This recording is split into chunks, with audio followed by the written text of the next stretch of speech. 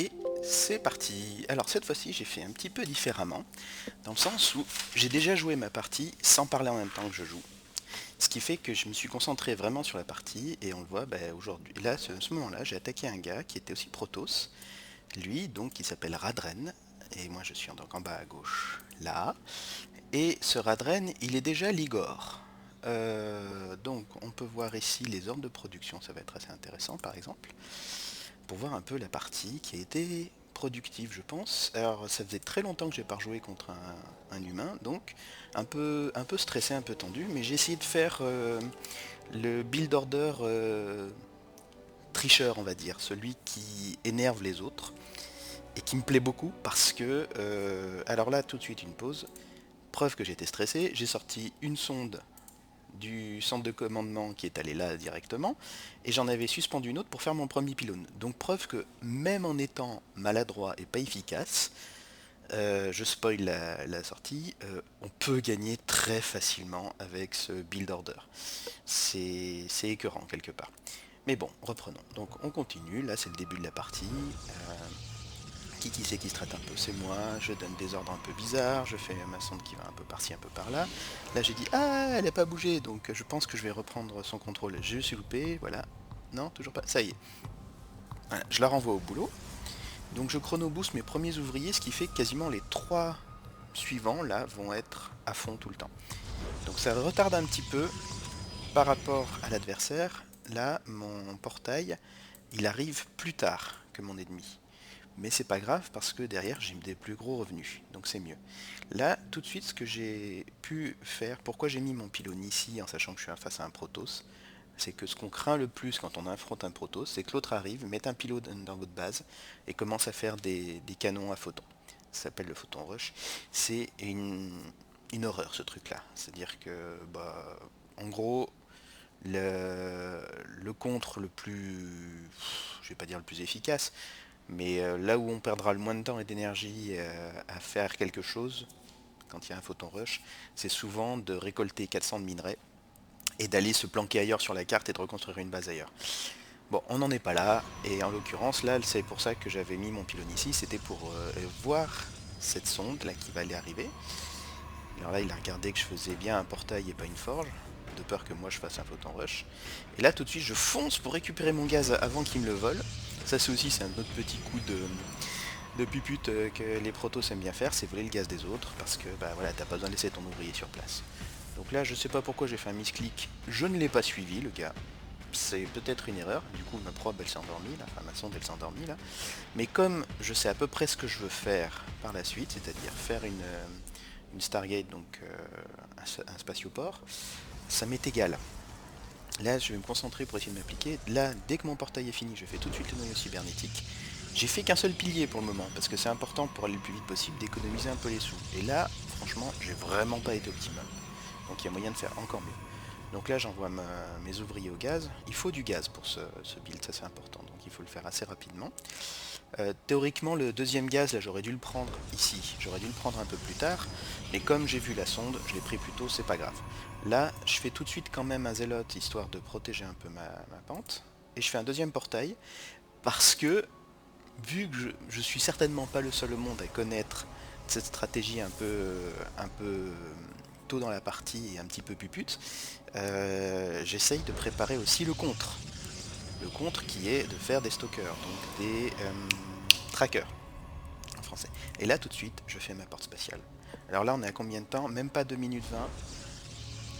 C'est pas tôt dans une partie, on pourrait facilement la faire 10-15 secondes plus tôt si on était un peu plus rigoureux.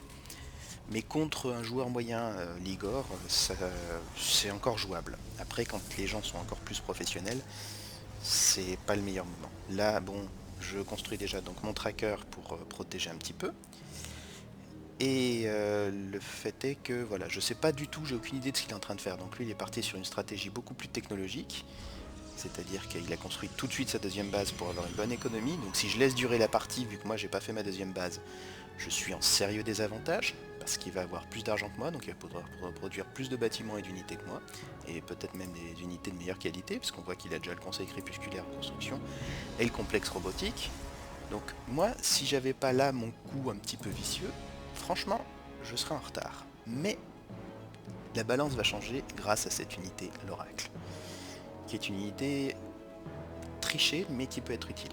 Donc là j'ai 2 trackers, et je prévois encore un truc en plus, c'est une batterie de bouclier, parce que j'ai peur de la contre-attaque.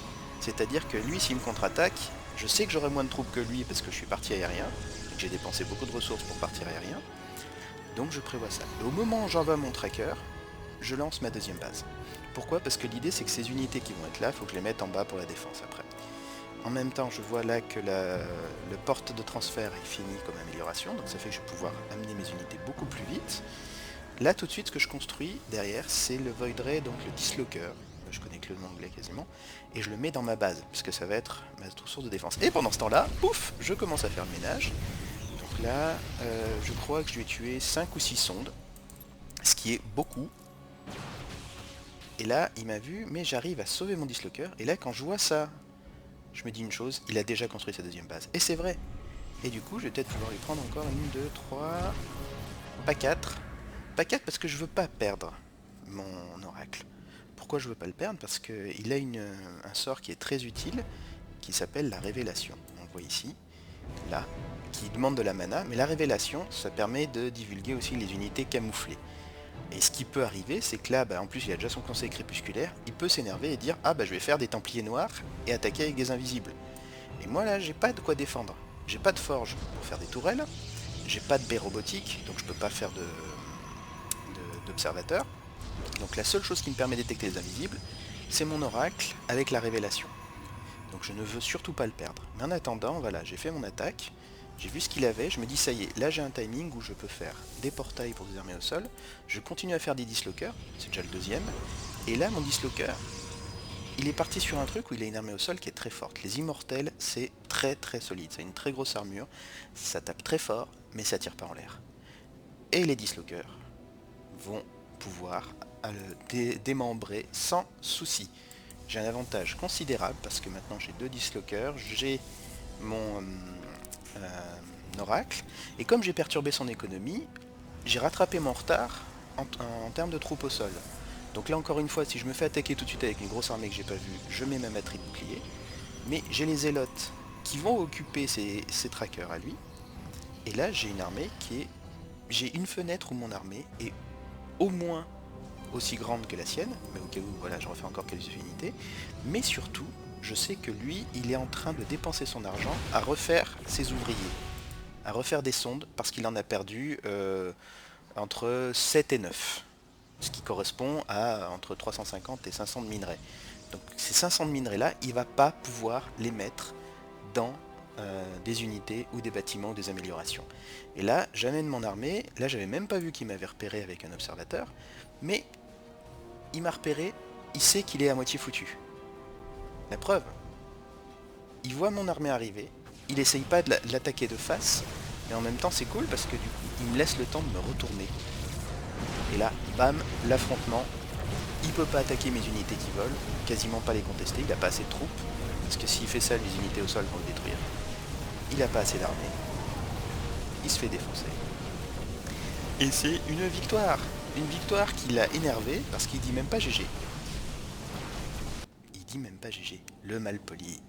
Mais bon, peu importe, hein, le résultat est là. Une victoire contre un autre joueur humain sur les parties 1 contre un StarCraft 2. Et donc me voici en Ligue Or. Excellent, non? Et bien voilà, c'est tout pour cette partie-là, mais ça montre que simplement en construisant une stratégie, qui marche aussi contre l'ordinateur répond souvent plus vite parce qu'il triche, il voit ce qu'on fait. Mais c'est une stratégie qui marche et qui peut permettre d'aller contre l'ordinateur ou contre les autres joueurs, voilà, en rang 82 de la Ligue Or. Voilà, je suis content, bon je suis descendu en 83 maintenant, mais bon, peu importe. J'ai fait ma victoire, je suis content, et contre l'IA, là je suis remonté en très difficile. J'ai arrêté de faire aléatoire, et en Protoss, je peux même aller dans ce niveau-là sans trop de problème. Voilà, à bientôt pour une prochaine vidéo.